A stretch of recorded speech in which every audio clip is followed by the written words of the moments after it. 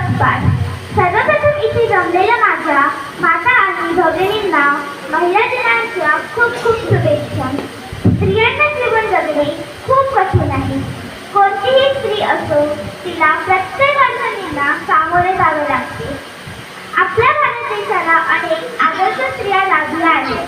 त्यातीलच एक उदाहरण म्हणजेच आपल्या सिंधुताई.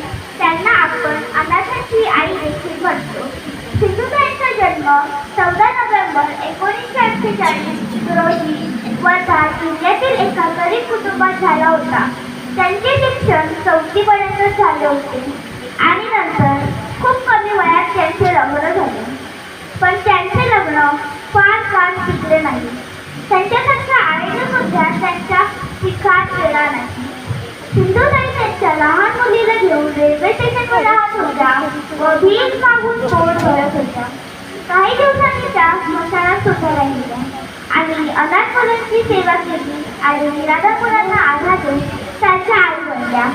त्याच्यातली काही मुलं डॉक्टर, इंजिनियर झाले आणि आता बऱ्याच मोठ्या पथावर काम करत आहेत. सिंधुताईंना त्यांच्या अशा कामगिरीसाठी 650 राष्ट्रीय आणि आंतरराष्ट्रीय पुरस्कार मिळाले आहेत. अशा या मातेला माझे कोटी कोटी नमन.